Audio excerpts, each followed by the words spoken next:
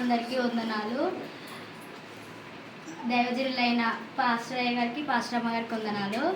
నా సాక్ష్యం ఏంటిదంటే, లాస్ట్ వీక్ మేము చాలా ఫీవర్ వచ్చిందనమాట. నాకు చాలా ఫీవర్ ఉందనమాట. అంటే నైట్ ఓకే, నేను బాగానే ఉన్నాను. అయితే సండే రోజు చర్చ్ అయిపోయిన తర్వాతకి ఇంటికి వెళ్ళాక ఇంటి పక్కన సిస్టర్ చెప్పారనమాట, నీ ఫేస్ కొంచెం డిఫరెంట్గా ఉంది, మేబీ ఫీవర్ ఏమైనా వచ్చిందంటే రాలేదని చెప్పేసి అన్నాను. సో మళ్ళీ మార్నింగ్ ఎబ్రహాం డ్యూటీకి వెళ్ళిపోతుండు. అసలు నాకు ఆ రోజు చేతన అవ్వట్లేదు, కొంచెం లేవడానికి కూడా నాకు ఓపిక లేదు. ఓకే అని చెప్పేసి ప్రేయర్ చేసుకొని ఇంట్లో ఒక వర్క్ అంతా కంప్లీట్ చేసుకున్నాను.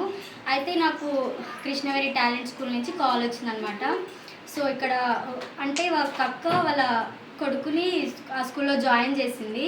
అయితే ఇక్కడ వేకెన్సీస్ ఏమైనా ఉన్నాయా, ఒక అమ్మాయి ఉంది పీజీ చదువుకుంది అనేసి అంటే, ఓకే ఒకసారి రమ్మని చెప్పు మండే రోజు అని చెప్పేసి అన్నదనమాట. సరే అని చెప్పేసి తను నాకు చెప్పింది. అయితే ఆ రోజు నాకు అస్సలు కొంచెం కూడా ఓపిక లేదు, మొత్తం బాడీ పెయిన్స్, లేవడానికి చేతన అవ్వట్లేదు. ఇంకా ఇబ్రాహింకి కాల్ చేసి ఇబ్రాహిం కూడా ఆఫ్టర్నూన్ వరకు పర్మిషన్ తీసుకొని వస్తా అని చెప్పాడు, కానీ ఆ రోజు తనకు పర్మిషన్ ఇవ్వలేదు. ఇంకా ఇబ్రాహిం కూడా అక్కనే నాకు ట్యాబ్లెట్స్ తీసుకున్నాడు, ఈవినింగ్ వచ్చి ఇస్తా అని చెప్పేసి చెప్పాడనమాట. ఇంకా వాళ్ళు మనకు ఆపర్చునిటీ ఇచ్చినప్పుడు మనకి ఇష్టం వచ్చినప్పుడు వెళ్తే బాగోదని చెప్పేసి వెళ్ళే ముందు నేను ఒకసారి పాస్టర్ అమ్మగారికి ఫోన్ చేశాను. అమ్మగారు కాల్ లిఫ్ట్ చేసి, ఇట్లా నాకు కొంచెం చేతన అవ్వట్లేదు అమ్మగారు, కొంచెం ప్రేయర్ చేయండి నాకు అని చెప్పేసి చెప్పాను. అమ్మగారు చాలా ప్రేయర్ చేశారు. ఒక వాటర్ తీసుకో, గ్లాస్ ఆఫ్ వాటర్ అంటే నేను కొన్ని వాటర్ తీసుకున్నారు. అమ్మగారు దానికి ప్రేయర్ చేశారు. అది తాగాను. ఆ రోజు నేను ఇంకా ఫాస్టింగ్ ఉన్నాను 3 వరకు. ఇంకా అస్సలు ఓపిక లేదు. ఇంకా అమ్మగారు ఉండేసి వాటర్ తాగు, తక్కువ అయిపోతుంది అని చెప్పేసి చెప్పింది. సరే అని చెప్పేసి దేవుని దేవల వాటర్ తాగాను. అప్పుడు నాకు కొంచెం ఓకే అనిపించింది. అంత బాడీ పెయిన్స్ ఉన్నా కానీ నేను ఆ వాటర్ తాగి దాన్ని అందరూ విశ్వాసం ఉంచానమాట. దేవుడు నాకు ప్రేయర్ చేసిన వాటర్ ఇచ్చాడు, నేను తాగాను. ఓకే నాకు ఇమ్యూనిటీ పవర్ కూడా వచ్చింది, నేను ఫుడ్ అంతా ఫీడ్ చేశాను అని చెప్పేసి అనుకొని నేను వెళ్ళాను.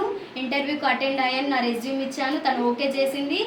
నెక్స్ట్ డే నుంచి రమ్మని చెప్పేసి చెప్పింది అనమాట. అయితే ఇంకా ఇబ్రాహింకి చెప్పానమాట, నీకు అసలు చేతన అవ్వట్లేదు, నువ్వు ఎందుకు వెళ్ళావు, రేపు ఎల్లుంటే అయిపోవు కదా అనేసి అన్నాడు. కానీ మనకు వాళ్ళు ఆపర్చునిటీ ఇవ్వరు కదా అని చెప్పి ఓకే అనేసి తను కూడా హ్యాపీగా ఫీల్ అయ్యాడు. ఇంటికి వచ్చాను. ఇంకా లోయ గురించి ఆలోచిస్తున్నాము. నేను అసలు లోయని ఎక్కడ వదిలిపెట్టి వెళ్ళాలి, నేను వెళ్తే ఓకే కదా అని చెప్పేసి అనుకున్నాను. నెక్స్ట్ డే రోజు తను ఏమన్నదంటే, ప్రిన్సిపల్ సారు ఓకే లోయని కూడా మీ పాపని కూడా ఇక్కడ జాయిన్ చేయండి, మీరు యాజ్ ఎ టీచర్ కాబట్టి. నేను నర్సరీ వాళ్ళకి 21,000 చెప్పింది అనమాట సార్, 21,000 చెప్పాడనమాట ఫీజు. అక్కడ నాకు లోయకి 10,000 ఫీజే చేశాడనమాట.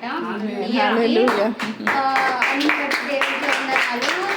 ఇంకా మెయిన్ థింగ్ ఏంటంటే మా హస్బెండ్ యొక్క సపోర్ట్ అనమాట. తన సపోర్ట్ లేకుంటే అసలు నేను ఒక అడుగు కూడా ముందుకేను. మా ఫ్యామిలీ నుంచి పాప ఉంది కదా, ఎలా వెళ్తుంది, అవసరమా వద్దు అని చెప్పేసి అన్నారు. బట్ ఏదేమైనా మా హస్బెండ్ మ్యారేజ్ అయినప్పటి నుంచి నేను డిగ్రీ తర్వాతకి మా హస్బెండ్ని మ్యారేజ్ చేసుకున్నాను. నేను అక్కడ చదవద్దు, ఇంకా నా చదువు అంతా అయిపోయింది అక్కడికి అని చెప్పేసి అనుకున్నాను. చాలామంది అనుకున్నారు, మా ఫ్రెండ్స్ కాల్ చేసి నా పీజీ అయిపోయింది, ఎంబీఏ అయిపోయింది, ఇంకా నువ్వు క్లాస్ ఫస్ట్ కదా, ఇంకా నువ్వు డిగ్రీతోనే ఆపేసావా, మ్యారేజ్ అయిపోయిందా, పాప పుట్టిందా అని చెప్పేసి అన్నారు. మా హస్బెండ్ ఒక్కటే అన్నాడు, నువ్వు చదువుకోవాలి, నేను నిన్ను చదివిపిస్తా అని చెప్పి మా హస్బెండ్ నాకు ఎగ్జామ్ పీజీ సెట్ పడ్డగానే మా హస్బెండ్ దాని గురించి తెలుసుకోవడం, ఎమ్మటే నన్ను తీసుకెళ్ళి అక్కడ అప్లై చేయించి నా ఎగ్జామ్ వరకు వచ్చి నాతో ఎగ్జామ్ రాపించి నా సీట్ వచ్చింది. అప్పటి నుంచి ఇప్పటి వరకు నా హస్బెండ్ నా ఎడ్యుకేషన్ విషయంలో కానీ, నా కెరీర్ విషయంలో కానీ ఇప్పటి వరకు మా హస్బెండ్ నాకు తోడుండు. అది కేవలం నార్మల్గా అందరూ చదువుకుంటారు, మ్యారేజ్ అయిన తర్వాత అక్కడికి పాప పుట్టగానే ఆపేస్తారు. ఎందుకంటే కొంతమంది ఫ్యామిలీ సపోర్ట్ ఉండదు, హస్బెండ్ సపోర్ట్ ఉండదు. కానీ ఇక్కడ దేని కృపను బట్టి ఇబ్రాహింకి దేవుడు ఎంతో గొప్ప మనసు ఇచ్చాడు. తన ఎడ్యుకేషన్ విషయంలో అస్సలు వెనకాడాడు. ఎంత నాకు అంటే సెమిస్టర్కి నాకు ఎగ్జామ్ ఫీజు కట్టాల్సి ఉంటుంది. ఆ టైంలో సమ్ టైమ్స్ ఇబ్రాహిం దగ్గర లేకపోయినా కానీ వేరే వాళ్ళని అడిగి తన ఫీజు కట్టడము. ఇప్పుడు నేను జాబ్ చేస్తున్నా అంటే అది కేవలం దేని యొక్క కృప, ఇంకా ప్రేయర్సు, ఇంకా మా హస్బెండ్ ఒక సపోర్టు. ఇంతవరకు దేవుడు నన్ను నడిపించిండు, అందుని బట్టి దేవునికి వందనాలు. ఇంకా లోయకి ఫీవర్ వచ్చింది, ఇంకా ఇబ్రాహింకి కూడా ఫీవర్ వచ్చింది, మా ముగ్గురికి ఫీవర్ వచ్చింది. మేము ఎవ్వరి దగ్గరికి హాస్పిటల్కి వెళ్ళలేదు, దేవుని కృపను బట్టి ప్రేయర్లో ఉన్నాం. అమ్మగారు మాకు ప్రేయర్ చేశారు. ఒక సిరప్ తోటి ఇప్పటి వరకు మేము ఉన్నాం, ఒక టాబ్లెట్ తోటి నాకు అయిపోయింది అక్కడికి. ఇంక ఎబ్రామ్ ఆ రోజు నైట్ మెడిసిన్ తీసుకురావడం, మార్నింగ్ ఓకే అనిపించడం, నేను తర్వాత నుంచి నేను జాబ్కి వెళ్ళడము, ఇంకా లోయకి గిడ హాస్పిటల్ లేదు ఏం లేదు, దేని కృపను బట్టి తనకి మంచిగా ఉంది. ఈ చిన్న సాక్ష్యం దేవుడు గొప్ప దీవించి ఆశీర్వదించుకున్నాడు.